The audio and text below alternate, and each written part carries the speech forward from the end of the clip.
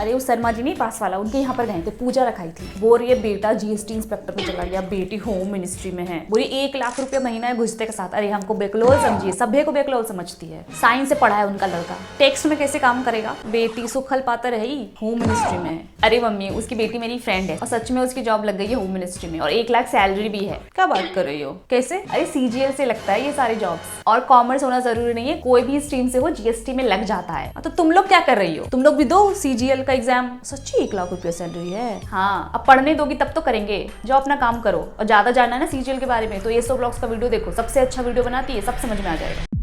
अगर आपको भी सीजीएल के बारे में जानकारी नहीं है तो मैं हूँ आपको A to Z इस वीडियो में सब कुछ बताने वाली हूँ, ताकि आप भी घुसते के साथ 1 लाख रुपए की नौकरी करो और लोगों के लिए भरोसा करना मुश्किल हो जाए। सबसे पहले ना मैं आपको बताऊंगी ये एसएससी क्या है। तो देखिए इंडिया में कितने सारे डिपार्टमेंट्स होते हैं, इनकम टैक्स है, जीएसटी है, इतनी सारी मिनिस्ट्रीज है, कैग है, सीबीआई है, ईडी है और पता नहीं कितने सारे डिपार्टमेंट्स होते हैं। अब मान लीजिए कोई एक शहर है अलीगढ़, यहाँ पर जीएसटी का ऑफिस है और यहाँ पर 2 इंस्पेक्टर्स उनको चाहिए। अब वो क्या करेंगे? 2 इंस्पेक्टर कहां से लेकर के आएंगे? या तो भैया ऐसा करे कि ये लोग अपनी मर्जी से किसी को भी रख लें, जो कि ऑब्वियसली सरकारी तो नहीं होगा, क्योंकि सरकारी नौकरी पर बहुत सारे बेनिफिट्स मिलते हैं जो अपनी मर्जी से ढूंढे हुए इंसान को नहीं दे सकती सरकार, और इसमें करप्शन की भी बहुत ज्यादा चांसेस हो जाएगी। सब अपने घर वालों को ही नौकरी में लगवाने लग जाएंगे। दूसरा ऑप्शन, या तो वो डिपार्टमेंट एग्जाम करवा ले, लेकिन 2 इंस्पेक्टर्स के लिए एग्जाम कराना मतलब बेवकूफी, इतने सारे रिसोर्सेस लगेंगे, वेस्ट ऑफ मनी। थर्ड कर सकती है कॉन्ट्रैक्ट बेसिस पर ले ले, लेकिन कॉन्ट्रैक्ट पे भी 2, 3, 4 ऐसे कॉन्ट्रैक्ट पर मिलना लोग मुश्किल होते हैं। प्लस यहाँ पर भी पूरा चांसेस होता है कि आपको करप्शन मिले। दूसरी चीज की रिस्पॉन्सिबिलिटी बहुत ज्यादा मैटर करती है, क्योंकि गवर्नमेंट में जो काम होता है वो गवर्नमेंट से रिलेटेड होता है, बहुत बार सीक्रेट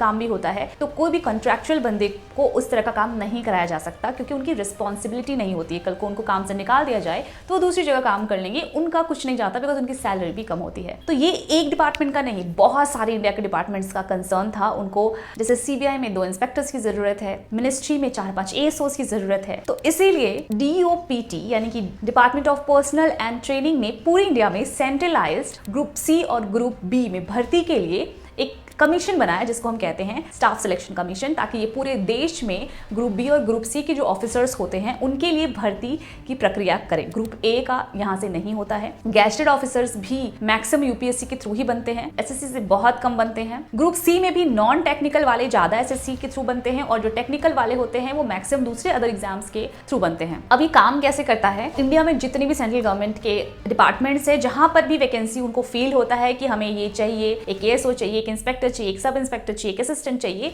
व्हाटएवर, वो अपना पूरा का पूरा रिक्वायरमेंट विद कैटेगरी भेजती है एसएससी को, और एसएससी उनको फाइनली कंपाइल करती है और उस हिसाब से वैकेंसी अनाउंस करती है नेक्स्ट ईयर के एग्जाम के लिए, और हर साल एग्जाम्स कंडक्ट करवाती है। इसीलिए एसएससी अलग अलग लेवल्स का एग्जाम लेती है, जैसे कि 10th का अलग एग्जाम्स लेती है, 12th लेवल पर अलग अलग एग्जाम्स लेती है, और ग्रेजुएट लेवल पर अलग अलग एग्जाम लेती है। लेकिन ये सारे लेवल्स ग्रुप सी और ग्रुप बी के अंडर में ही आते हैं। ग्रुप सी के जैसे मैं पोस्ट की बात करूं तो ऑडिटर, टैक्स असिस्टेंट, अपर डिविजनल क्लर्क, ये सब ग्रुप सी के पोस्ट हैं। ग्रुप बी की बात करूं तो मैं खुद ग्रुप बी में है, असिस्टेंट सेक्शन ऑफिसर, एईओ, और ग्रुप बी में जो गैजेटेड ऑफिसर होते हैं वो डबल एओज होते हैं, assistant audit officer and assistant accounts officer. Gazetted और नॉन गैजेटेड में फर्क क्या है वो मैं आपको कभी बाद में बताऊंगी, बस इतना आप समझ लीजिए कि गैजेटेड जो होते हैं वो साइनिंग अथॉरिटी होते हैं, लेकिन जो नॉन गैजेटेड होते हैं वो साइनिंग अथॉरिटी नहीं होते। ये बेसिक डिफरेंस आप समझ लीजिए। और अब हमें पता कैसे लगेगा कि कौन सा एग्जाम कब है और हम किसके लिए एलिजिबल है? तो इसके लिए एसएससी एक टेंटेटिव कैलेंडर साल की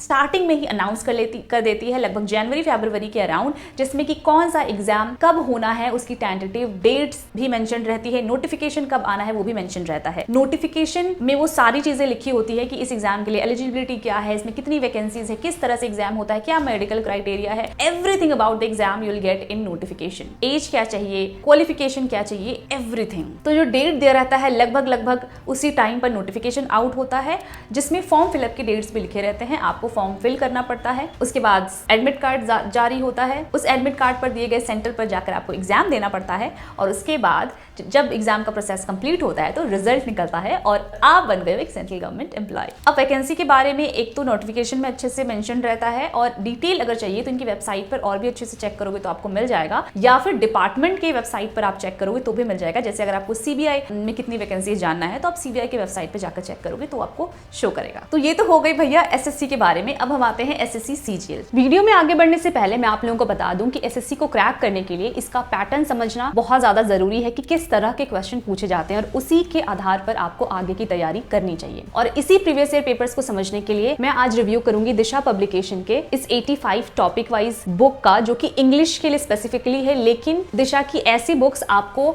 और भी सब्जेक्ट्स की मिल जाती है जिसमें कि PYQs कंपाइल्ड दिए हुए हैं। इन सारे ही बुक्स का लिंक आपको मेरे डिस्क्रिप्शन में मिल जाएगा, you can check out from there. So you can see ये एग्जाम जो है SSC CGL के साथ साथ CHSL जो कि 12th लेवल का एग्जाम है, और MTS CPO स्टेनोग्राफर, इन सारे एग्जाम्स के लिए है। और सबसे बेस्ट बात क्या है ना कि उन्होंने 2010 से लेकर के 2026 के जितने PYQs हैं इन सारे एग्जाम्स के, उनको कंपाइल किया है। जो बहुत पहले के एग्जाम्स होते थे जो आज के टाइम पर रेलेवेंट नहीं है, उनको इंक्लूड नहीं किया ताकि आप अननेसेसरी चीजें ना पढ़ो। सो यू कैन सी कंटेंट्स में जो भी क्वेश्चंस पूछे जाते हैं SSC CGL के एग्जाम्स में, अदर एग्जाम्स में भी वो टॉपिक वाइज इस तरह से करके दिए हुए हैं। Now comes the content. तो यू कैन क्लियरली सी कि कौन से एग्जाम में कौन सा क्वेश्चन आया हुआ है, वो लिखा गया है। एंड दी बेस्ट पार्ट जो मुझे बहुत अच्छी लगती है कि थ्योरी नहीं दी गई है, बिकॉज अल्टीमेटली ना बच्चा थ्योरी बुक से नहीं पढ़ता, टीचर से पढ़ता है। They need book for question solving and solution. तो सोल्यूशन भी you can see this is detailed solution, जहां से आप अपने कंसेप्ट्स को वेरीफाई कर सकते हो। आपको बहुत सारे क्वेश्चंस एक टॉपिक पे मिल जाएंगे। फॉर एग्जांपल आपने एरर का पूरा कंसेप्ट क्लियर किया तो आप एरर वाले चैप्टर को बना लो ताकि आपको समझ में आएगा जो मैंने पढ़ा है और जो क्वेश्चंस पूछे जाते हैं वो रेलेवेंट है या नहीं है। तो आपको कॉन्फिडेंस भी बिल्ड होगा। और इस क्वेश्चन में ना आपको tier 1 plus tier 2 specially CGL के वो दोनों ही क्वेश्चंस देखने के लिए मिल जाएंगे। तो ऐसा नहीं है कि आप सिर्फ लेवल 1 की तैयारी करें, साथ साथ आप लेवल 2 की भी तैयारी करते जाओगे। सो इस बुक का लिंक आपको मेरे डिस्क्रिप्शन में मिल जाएगा, वहां से चेकआउट कर सकते हो। इन बुक्स में अभी 40% ऑफ भी चल रहा है। इसके साथ ही आप दिशा SO,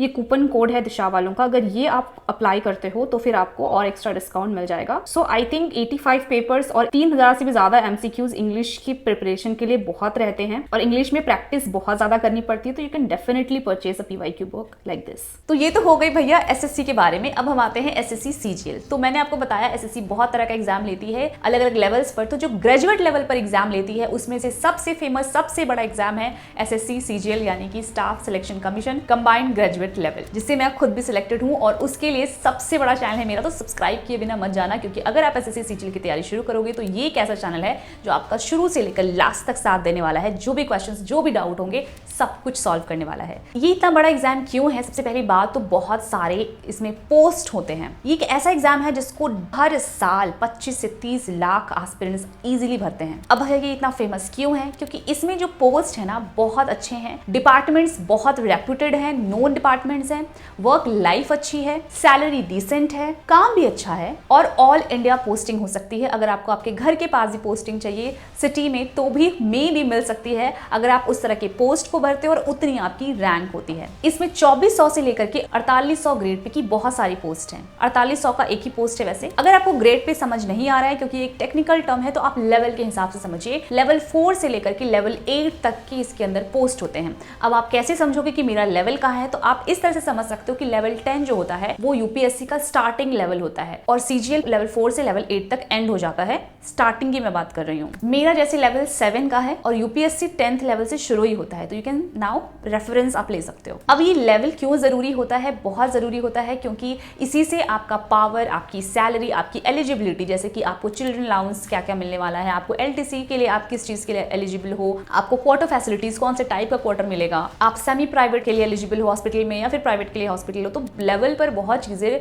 डिपेंड करती है। सेंट्रल गवर्नमेंट की सारी फैसिलिटी लेवल के हिसाब से ही होती है। नेक्स्ट इस एग्जाम की खास बात है कि आपका कोई भी स्ट्रीम मैटर नहीं करता है। आप साइंस से हो, कॉमर्स से हो, BA से हो, BSc, व्हाटएवर आप जो भी करके आए हो, जितने भी परसेंट के साथ आए हो, चाहे आपका 30% हो, 40% हो, बस आप पास होने चाहिए आप इस एग्जाम को देने के लिए एलिजिबल हूँ। 2 पोस्ट ऐसे जिसके लिए अलग से कुछ क्वालिफिकेशन लगती है। इसके अलावा सारे पोस्ट सबके लिए ओपन होते हैं। सिर्फ आपको इस एग्जाम को क्लियर करना है और उसको क्लियर करने के लिए आपको मेरी जरूरत पड़ेगी, इसलिए चैनल को सब्सक्राइब जरूर कर लेना। नेक्स्ट अच्छी बात है कि इसका एग्जाम आजकल बहुत स्पीड में होने लग गया है। 1 साल के अंदर अंदर पूरा एग्जाम प्रोसेस कंप्लीट हो जाता है और 1 साल की कम से कम इसके लिए प्रिपरेशन चाहिए होती है। अगर आपका बेसिक सही है तो 1 साल में आप बढ़िया से तैयारी कर लोगे, और अगर बेसिक्स वीक है तो फिर 1.5 साल में आप अच्छे से तैयार हो सकते हो। अगर आप 7 से 8 घंटे पर डे इसको अच्छे से दो, अच्छा टीचर फिक्स करो, अच्छा बुक फिक्स करो, अच्छा मेंटोर फिक्स करो और मॉक टेस्ट बढ़िया से दो। तो अब आपको अगर समझना है कि क्या हम इसको क्लियर कर सकते हैं, तो आपको प्रीवियस ईयर पेपर्स इसके जरूर देख लेने चाहिए, जो आपको इजीली गूगल में सर्च करोगे तो मिल जाएगा। इसमें मैथ्स, इंग्लिश, GS और रीजनिंग, ये 4 सब्जेक्ट आते हैं। इसमें 2 टियर्स होते हैं, मतलब लेवल 1 का एग्जाम और लेवल 2 का एग्जाम। लेवल 1 क्वालिफाइंग होता है, 200 नंबर का होता है। ये 4 सब्जेक्ट इसमें होते हैं। इसका कट ऑफ निकलता है, मतलब अगर फॉर एग्जाम्पल 120 कट ऑफ निकला है और आपके नंबर 120 से ज्यादा आते हैं तो आप लेवल 2 यानी कि टियर 2 में अपीयर होगे। अगर उससे कम है तो भैया अगले साल की तैयारी करो। इसीलिए बहुत अच्छे से तैयारी करना है। क्वालिफाइंग सिर्फ बोलने को है, लेकिन बहुत अच्छा कंपटीशन होता है क्योंकि बहुत हाई इसके कट ऑफ जाते हैं, क्योंकि इसमें बैठने वाले बच्चे बहुत टैलेंटेड होते हैं। लेकिन अगर आप खुद को कम टैलेंटेड मान रहे हो तो गलतफहमी है, क्योंकि मेहनत करके इस एग्जाम को कोई भी निकाल सकता है, चाहे आपके कितने भी कम परसेंटेज हो। This is my guarantee. Level 2 में ये चारों सब्जेक्ट्स तो होते ही हैं, इसके साथ एक कंप्यूटर का पेपर होता है और टेस्ट यानी कि टाइपिंग का एग्जाम होता है। सिर्फ इतना ही होता है। सिलेबस टियर 1 और टियर 2 का लगभग सेम होता है। सिलेबस भी आप इजीली गूगल में सर्च करोगे तो आपको मिल जाएगा। इसके एग्जाम जो है वो ऑनलाइन होते हैं, यानी कि आपको कोई पेन पेपर वाला काम नहीं है इसमें कि कोई ऐसे आता हो या कोई भी डिस्क्रिप्टिव टाइप का पेपर नहीं है। पहले हुआ करता था, अब कोई डिस्क्रिप्टिव पेपर नहीं है। टियर 1 और टियर 2 दोनों ही MCQ बेस्ड होते हैं, यानी कि अब आपको समझ में आ गया होगा नॉलेज का बहुत ज़्यादा खेल नहीं है ये एग्जाम स्पीड का खेल है। आपको ईजी क्वेश्चंस भी अगर हैं और आप धीरे धीरे करके बनाते हो तो कोई फायदा नहीं होगा। इसमें आपको इतनी ज़्यादा रगड़ के प्रैक्टिस करनी होती है कि आप क्वेश्चंस को उड़ाओ जल्दी जल्दी स्पीड में, और उसी के लिए पूरी की पूरी तैयारी इस एग्जाम की बढ़िया से करनी होती है और लेटेस्ट क्या चल रहा है उन सबको देखते हुए करनी पड़ती है। सो आई होप बेसिक जो अंडरस्टैंडिंग है इस एग्जाम को लेकर के वो आपकी क्लियर हो चुकी है। अब हम कैसे तैयारी करें, क्या बुक्स लें, कौन से टीचर से पढ़े, इन सारी चीज़ों का जवाब आपको इस चैनल पे मिलता है हर टाइम। इनफैक्ट एक तैयारी के दौरान बहुत बार डीमोटिवेट होते हो, कंसिस्टेंसी टूटती है, बहुत तरह के कंफ्यूजन आते हैं, उन सब के लिए ये चैनल है, तो सब्सक्राइब जरूर कर देना। तो चलिए मिलते हैं ऐसी ही इन्फॉर्मेटिव वीडियोस के साथ आगे भी, तब तक के लिए जय हिंद।